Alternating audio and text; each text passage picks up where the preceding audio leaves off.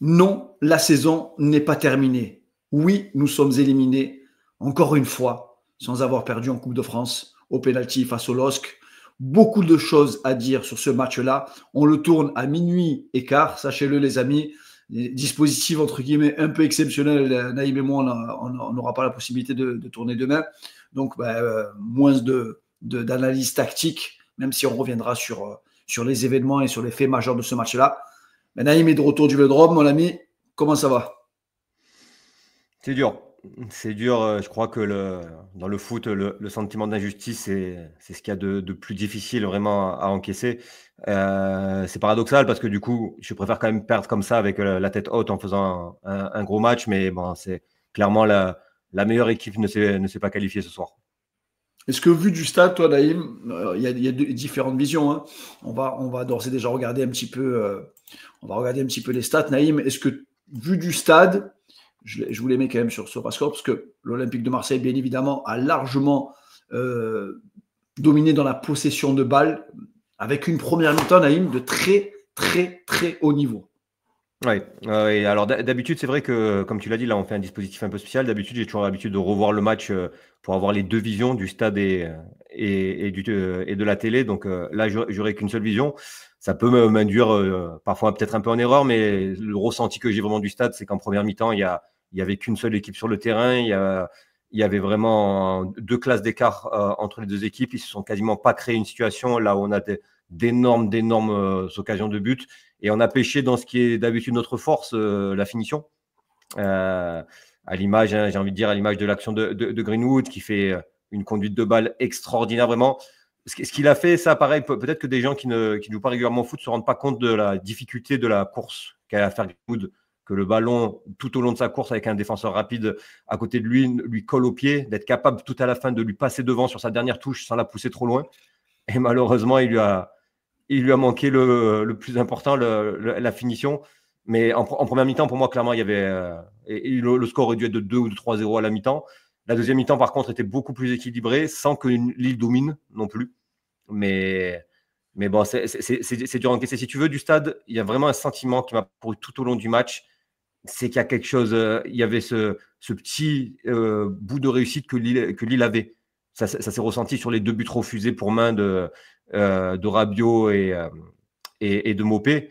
Et ça s'est senti sur certaines actions. Et j'en vois une en deuxième mi-temps où Greenwood percute, déborde, s'appuie sur Mopé, donne un ballon que le défenseur contre en courant sans s'en rendre compte, en fait, sans le réaliser. Et toutes ces petites actions bout à bout, elles arrivent jusqu'à Delange qui sort pas le penalty qu'il a dans les mains sur le deuxième penalty lillois. Donc voilà, ça a été ça tout le long. Malgré l'énorme domination, tu avais ce sentiment que le petit contre allait pour Lille, qu'ils avaient ce bout de réussite qu'il te faut dans des matchs serrés.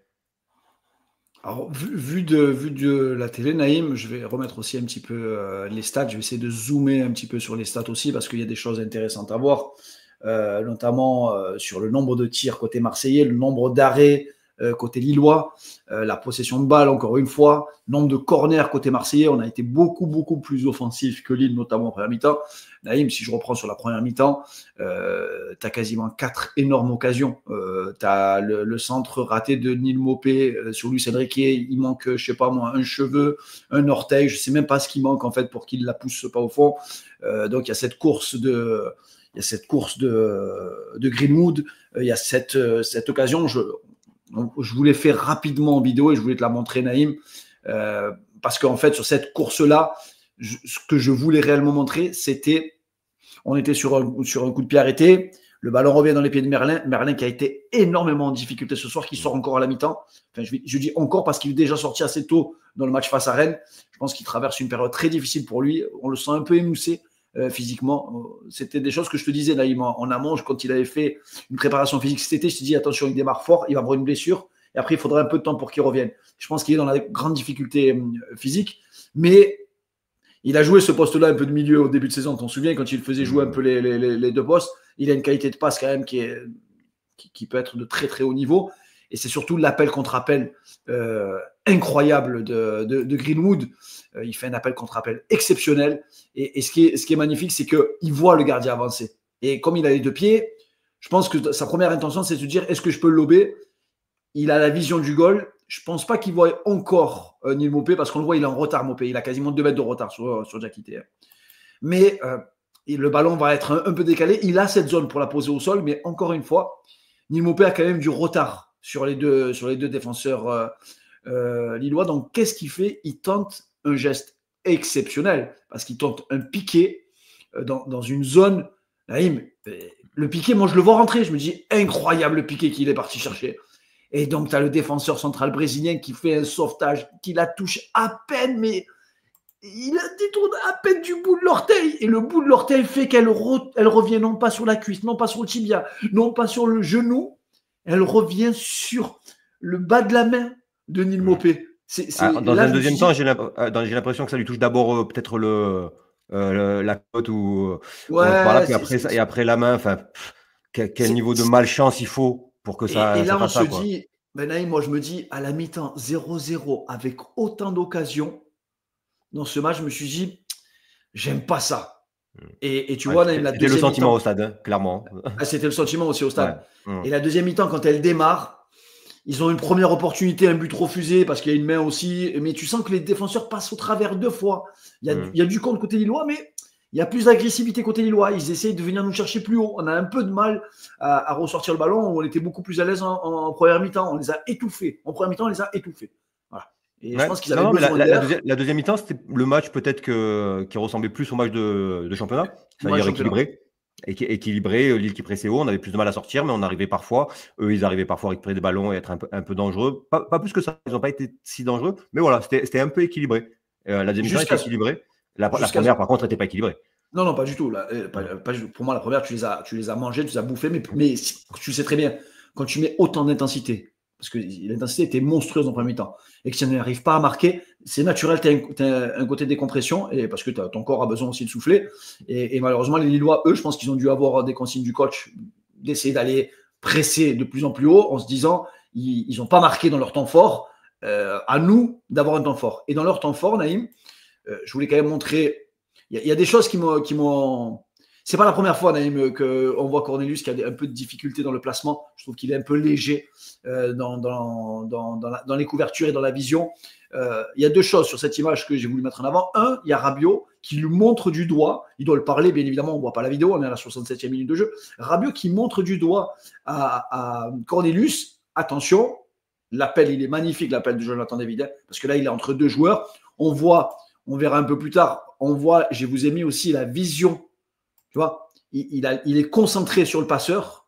Il n'y a pas de prise d'information. Je n'ai pas vu une seule fois une prise d'information de Cornelius pour savoir où est-ce qu'il était situé par rapport à Jonathan David. Il y a un alignement qui est recherché. On voit Murillo, on voit même Luis Enrique qui est à côté de l'Islandais. Et finalement, c'est un peu une passe, je ne vais pas dire anodine, mais la passe elle est vraiment dans le bon timing. C'est Meunier qui fait une excellente passe donc dans le bon tempo. Et même Naïm, ce qui m'a même déçu après cette passe-là de Cornelius, c'est que, bon, on voit l'alignement, l'appel est parfait. Et Cornelius, il a une possibilité, je ne te dis pas que ça aurait changé quelque chose, mais il peut essayer il est un peu loin, mais après, à vitesse réelle, il peut tacler pour essayer au moins d'essayer de contrer le ballon. Lui, il est resté debout du début jusqu'à la fin. Peut-être qu'il a eu peur de se livrer, peut-être peur du penalty. Mais bon, là, l'action est quasi... on le voit, le retard, c'est terminé. Mais Delange touche le ballon. Bon, finalement, on se dit 1-0, 68e minute de jeu, Naïm. Je me dis, est-ce qu'on avait laissé passer notre temps fort, en fait? C'est cette question. Oui, c'était clairement le sentiment aussi. Mais oui, là, bon, peut-être qu'il peut tacler. Je pense que tu as raison, qu'il doit tacler parce que ça empêche Davis de tirer, ça le met sur son gauche, ça donne la possibilité à Balerdi d'intervenir. Mais l'erreur, elle est avant. Je veux dire, quand tu regardes l'image précédente, il n'y a aucun joueur lillois à proximité. Il y a qu'un seul joueur qui attaque, c'est David. Il a rien à faire Cornelius à part de s'occuper de son attaquant. Regarde, il regarde quoi là en fait? Ça lui sert à quoi? Il y a 2 joueurs sur Marseillais qui peuvent faire je sais pas ce qu'il regarde. Il est absorbé par et tu vois que Rabiot lui dit. En plus, tu vois, ça veut dire qu'il n'a pas juste eu le fait de regarder le ballon. Il a eu son coéquipier et il le dit Rabiot à la fin du match quand il fait l'interview. Il dit on a eu une erreur d'attention. Ouais, c'est dommage. Cornelius qui est bon dans le duel vraiment en Il un est un contre peu un. lent quand même. Je le trouve un peu lourd, moi, quand même. Hein, Ouais, mais globalement, il colle bien son attaquant. Il est oui. assuré, mais effectivement, là, sur le Il peut marquer déplacement, la sur tête sur aussi, les en première mi-temps mouvements, aussi. Hein. Il a une belle ouais, opportunité il fait de partie tête. des autres grosses occasions. Et donc, ça fait.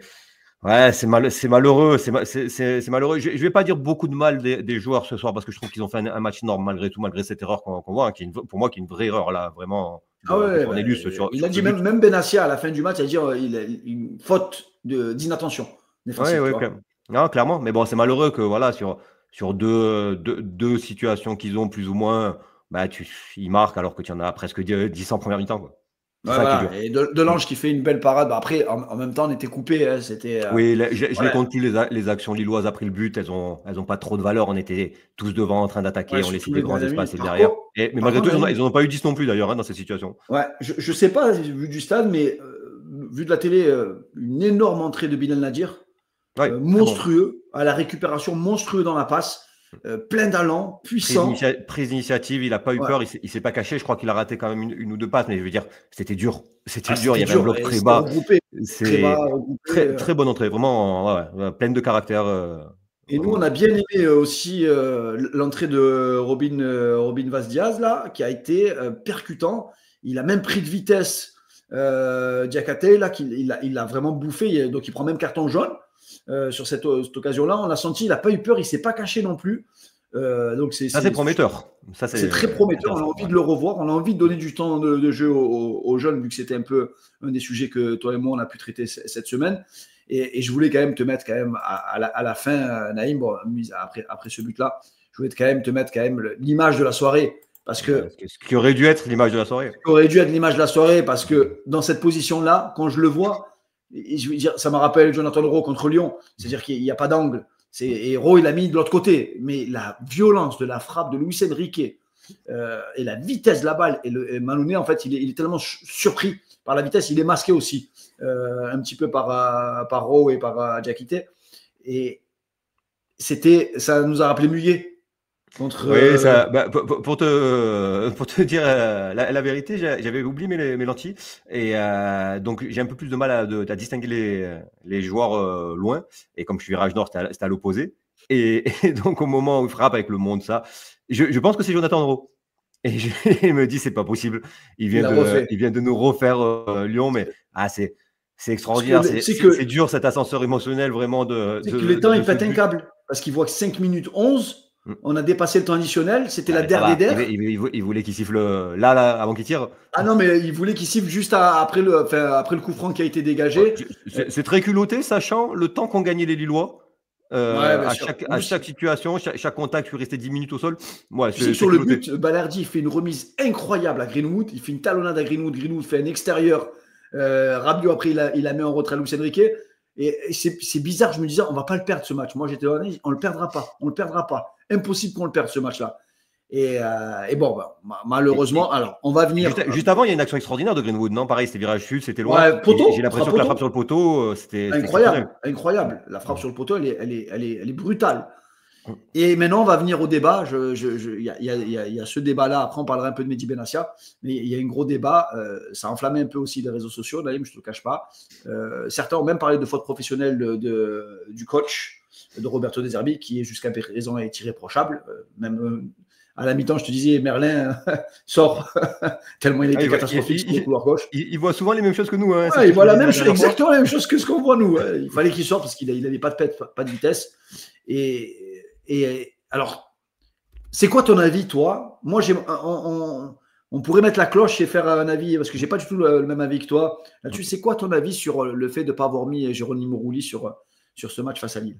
Alors, la toute première chose, le préambule de ce que je vais dire, c'est que Roberto De Zerbi est un entraîneur extraordinaire. Et franchement, on ne mesure pas la chance qu'on a de l'avoir. Et les fois où je ne serai pas du même avis que lui, ça me fera toujours mal de le dire tellement, pour te dire à quel point vraiment j'apprécie ce qu'il est en train de faire à l'Olympique de Marseille, comme tous les dirigeants. Maintenant, sur cette question-là du gardien, moi je vais te dire vraiment, je pense que c'est une grosse erreur. J'en avais parlé du match d'avant, dans la vidéo d'avant. Je ne sais pas si tu t'en souviens, donc j'avais dit quelque chose. J'avais dit c'est un match qui a d'énormes chances d'aller au penalty. Bon, je ne suis pas visionnaire, hein, il n'y a rien de fou de dire que prolongation en plus maintenant. Bah, dire que deux équipes qui sont très proches au classement, qui viennent de faire match nul en championnat et dans un match de Coupe de France qui n'a pas de prolongation, il y a de grandes chances que ça aille au péno. Je veux dire, il y a rien de fou à dire ça. Je vais t'expliquer pourquoi vraiment, pour moi, c'est une très grosse erreur de ne pas avoir mis Rouli. C'est parce que c'est pas juste qu'il est meilleur que Delange sur les pénaltys. Déjà, je m'étais renseigné avant le match pour voir un petit peu ce que valait Delange sur les pénaltys. Dans les stats que j'avais trouvés, c'est pas facile de trouver les stats sur les pénaltys des gardiens parce qu'en général, on n'a que celle des pénaltys. On n'a pas celle des séances de tir au but. Et sur les pénaltys, Delange était 13 tiré, 13 encaissés. Mais est-ce que tu crois qu'il a pas eu le temps de faire le changement? Est-ce qu'il a pensé à faire le changement de Rouli? C'est ce que j'avais dit aussi en préambule. Tu peux penser à faire ça, mais tu sais jamais comment se déroule un match. Tu as peut-être un blessé à la fin, tu dois faire ta troisième session que tu n'avais pas prévue. Donc, tu ne peux pas partir dans l'idée que tu le feras rentrer à la fin. Donc, je ne suis pas sûr vraiment qu'il ait prévu, mais en tous les cas, même s'il avait pensé à faire ça, le match ne lui a pas permis. Ça, c'est sûr, parce qu'il a toujours pas un sifflet après le but. Mais au-delà du fait que Rouli est un gardien extraordinaire sur les pénaltys, qui met le doute chez les tireurs adverses. Tu sais, moi, dans toutes mes équipes, je tire les pénaltys. Et donc, des séances de pénalty, j'en ai tiré énormément dans ma vie. Et il faut t'assurer qu'en tant que tireur, tu es aussi plus serein quand tu sais que tu as un gros gardien dans ton équipe. Et tu es moins serein quand tu sais que tu as un gardien énorme en face de toi. Et le pénalty de Michel Bakker, c'est un bon exemple. On ne saura jamais, hein, là je suis en train de te faire du football fiction. Ouais, bien sûr. Un pénalty aussi bien tiré, est-ce que si Michel Bakker n'aurait pas plus forcé son tir parce qu'il sait qu'il a roulé en face, qu'il sait qu'il doit vraiment chercher le petit filet et il n'aurait pas mis sur le poteau? Ce qui est certain, c'est que tous les tireurs lillois seraient allés avec la peur au ventre en allant tirer. Ça, c'est sûr à 100%. Rouli vient d'arrêter 3 pénaltys sur 3 en championnat. C'est une dinguerie hallucinante. C'est chaque attaquant qui va se présenter devant lui, il va avoir peur. Et donc, c'est au-delà de ça, tu vois. Tu ne peux pas juste te dire les pénaltys ont été tirés de telle manière, Rouli, même mieux. C'est vrai que Bakker, si tire le même pénalty, Rouli n'arrête pas. C'est une certitude. Ouais, ils sont très bien tirés. Les pénaltys lillois ont été très bien tirés. Alors, il faudrait que je le revoie parce que du coup, du stade, j'ai mal. Moi, je te le dis. Du coup, il faut que je le voie. Par rapport à nos pénaltys à nous qui ont été très mal tirés. J'ai pas eu cette impression-là, vraiment. J'ai eu l'impression qu'il n'y a eu que celui de Bakker qui était bien tiré. Non, franchement, ils sont petits filets, ils sont très quasi. Et que les autres, j'ai l'impression que le quatrième, il est plein centre ou pas loin. Ah, là, il a fait esprit, il a laissé partir le tir plein axe. Donc, j'ai pas eu l'impression que c'est bien tiré. Les nôtres étaient pas très tirés. C'est une réalité aussi. Mais comme je te dis, si tu as un Rouli dans la cage avant d'aller tirer, tu es beaucoup plus sûr de toi. L'aspect psychologique.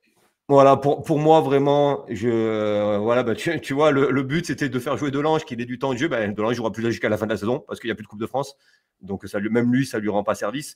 Voilà, pour moi, clairement, c'est une erreur. C'est une erreur de jugement. Tu ne peux pas te permettre, dans un match qui a de grandes chances d'aller au penalty, de ne pas mettre peut-être le meilleur gardien que j'ai jamais vu de ma vie à l'OM sur les tirs au but.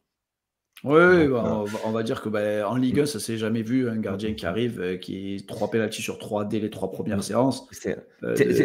Toi, Billet, tu prends le ballon, tu dois te faire 50 mètres au stade Vélodrome avec le stade qui t'a eu, en sachant que tu vas avoir devant toi un gardien qui a arrêté tous les pénaltys qu'il a eu face à lui. Est-ce que tu penses que tu as le pied aussi ferme que tu l'as d'habitude? Non, c'est certain. Il y a l'aspect psychologique. Moi, j'y crois pas, la loterie, pénalty de la loterie. Il y a un aspect psychologique.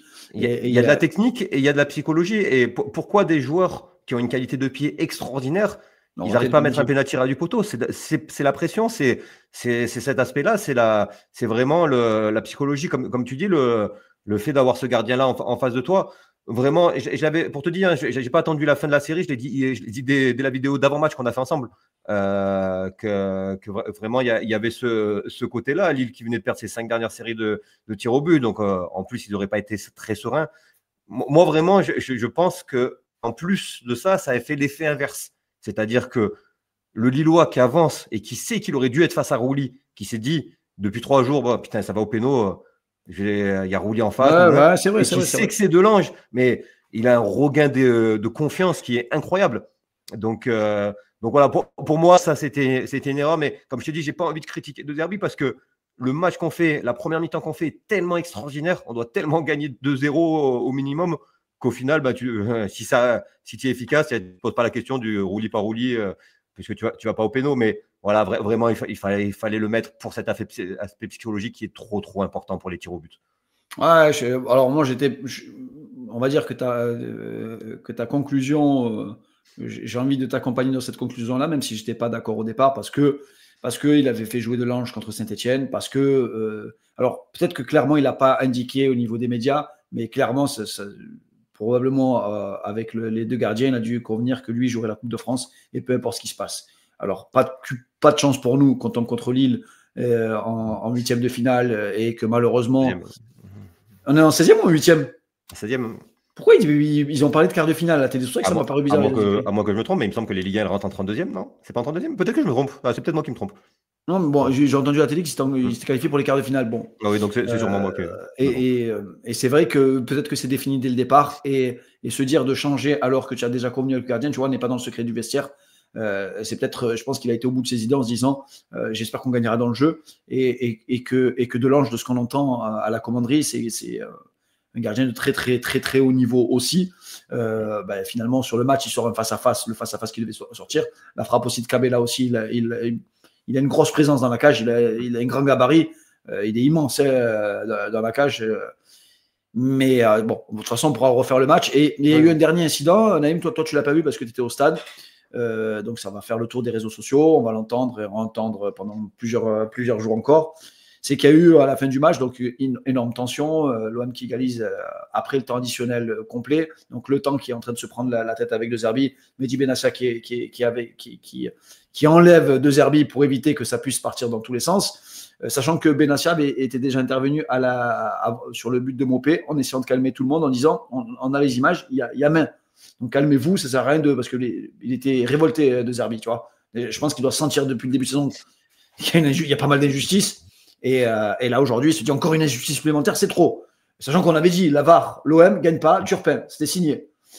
C'était déjà annoncé. Et en fin de match, donc, il va voir le quatrième arbitre en lui disant si vous pouvez dire quand même à Turpin qu'il y avait pénalty sur Rowe et que voilà, qu'il s'est trompé, mais bon, il n'y a pas eu la VAR, donc on ne pourra rien changer.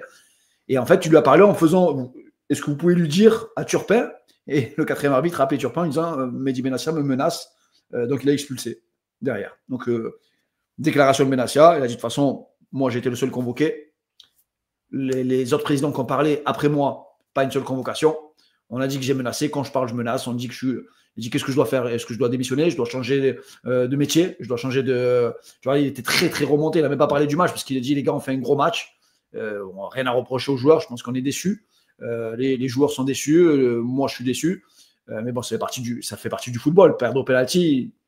Tu as perdu contre Rennes au penalty, tu viens de perdre contre Lille au penalty, tu as perdu contre Annecy au penalty. Malheureusement pour nous, en Coupe de France, depuis 2022, on n'a pas perdu un match en Coupe de France, depuis la défaite, je pense, à Rennes avec Sampaoli. Ouais, non, c'est sûr, ça va dans la continuité de ce qu'on voit depuis le début de l'année. Turpin a fait du stade, il a fait plutôt un match correct dans l'arbitrage, mais encore une fois, il y a une énorme erreur. Heureusement qu'on égalise avec Luis Enrique, parce que sinon on perd 1-0 alors qu'on avait un penalty. Bon, je lui en veux moins aujourd'hui qu'il n'y a pas la VAR. Quand il n'y a pas la VAR. C'est là où on se rend compte de l'importance de la VAR quand même. Voilà, tout à fait. Clairement, nous, on est pro-VAR. Derrière, mais à ceux qui nous écoutent, on est pro-VAR, nous, depuis toujours avec Naïm. Parce que, parce que ça corrige des injustices, comme on le voit là. Là, si Luis Enrique n'égalise pas, on se élimine de la Coupe de France sur une injustice. Et bon, pour moi, finalement, elle n'a pas d'impact parce que vu qu'il y a l'égalisation de Luis Enrique, je ne pense pas qu'on aurait remarqué un deuxième but dans le laps de temps entre le péno qui n'était pas marqué en plus. Il aurait fallu d'abord le marquer. Donc bon, finalement, ça n'aura pas d'impact, mais ça montre encore une fois voilà, l'arbitrage. Donc tu me dis que De Zerbi s'embrouille avec les temps, cette équipe de Lille, elle est détestable. De toute façon, moi je te dis, Benjamin André, c'est un des joueurs les plus écœurants de Ligue 1 qui conteste très bon en plus en permanence. Aronson qui marque lors du match contre Auxerre. Ouais, il s'est fait siffler tout le match les Auxerrois parce qu'il a fait que simuler. Il a simulé 2 pénaltys, donc il aurait dû avoir carton rouge. Il n'aurait même pas dû jouer ce match-là.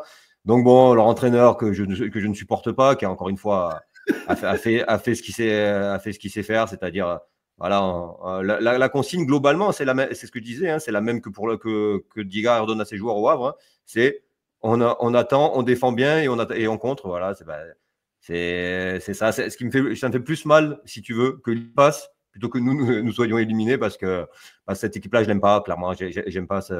Il y a beaucoup de joueurs et de dirigeants que j'aime pas chez eux. Maintenant, il y a une chose très très importante en préambule. La saison n'est pas terminée, il ne faut pas oublier la série sur laquelle on est. On Il reste doit 17 être, journées. ouais, il reste 17 journées, on est qu'à mi-temps, on est à 6 matchs, 6 victoires 8 et 2 nuls, je pense, sur les 8 derniers Ouais. matchs, quelque chose dans le genre.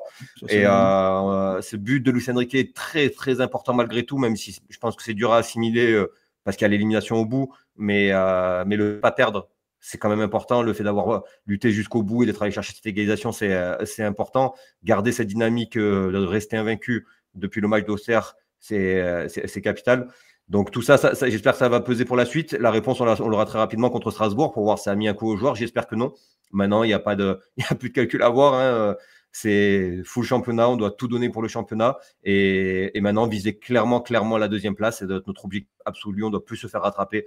On n'a qu'une compétition, donc Ouais, on doit tout donner dedans. pour conclure, on n'a qu'une compétition.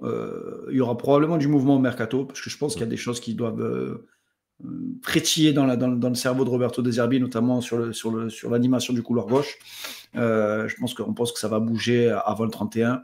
Ouais, c'est le seul joueur vraiment, parce que bon, on peut considérer que Cornelius n'est que remplaçant à son poste. Ouais, bien sûr. Donc voilà, lui, il fait pour un remplaçant, je trouve que malgré tout, il fait Ouais, le il fait ce qu'il doit boulot, faire. c'est très correct. Donc vraiment, dans le 11 de départ qui s'est dessiné, il y a qu'un joueur qui n'est pas au niveau, c'est Quentin Merlin. Et on l'a dit que de toute façon, son manque de vitesse à ce poste-là, à un moment donné, ça va être préjudiciable. Donc je pense que pour la deuxième partie de saison, le seul joueur du 11 qui s'est dessiné qui est vraiment en danger, c'est lui. À moins que Luis Felipe soit vraiment très très bon et arrive à prendre la place à Kondogbia, voire à Murillo, mais ça j'y crois moins parce que comme on a parlé de son activité offensive. Donc ouais, je pense que dans ce 11 qui s'est dessiné, il y a une place qui est clairement à prendre, c'est celle derrière gauche. Bon. En tout cas, les amis, encore merci pour vos likes. N'oubliez pas de liker la vidéo. Parce que ça nous aide C'est pour vous qu'on a fait cette vidéo dans la douleur. C'est vraiment pour vous dire, bon, on n'avait pas fait de vidéo contre Auxerre après la défaite. Et donc, on n'a plus perdu depuis Auxerre. Donc on est un peu en euphorie. Mais voilà, Naïm rentre du stade. Moi, j'ai eu la chance incroyable grâce à vous, vous avez donné énormément de place. Et j'ai pu en faire profiter énormément de personnes qui vivent dehors. Donc, ils ont vécu probablement une ambiance incroyable, malheureusement, qui ne se termine pas très, très bien pour eux et pour nous. Mais voilà, on est là et nous, on reste persuadés qu'on est en train de démarrer, pour moi, un cycle qui, j'espère, va durer le plus longtemps possible pour nous, avec un grand coach, avec une grande direction. Et rester connecté, même si je sais que ce sera très, très dur le réveil au matin. Et on essaiera d'être là pour l'avant-match face à Strasbourg. Et bien évidemment, on parlera de toute l'actualité de l'Olympique de Marseille. Encore merci à tous, les gars. Il est temps d'aller se coucher. Il est minuit 44 quand on termine cette vidéo. Encore merci pour les commentaires et pour le partage, les gars. Ça nous donne la force. Et encore force à vous tous. Et surtout, allez l'OM, les gars.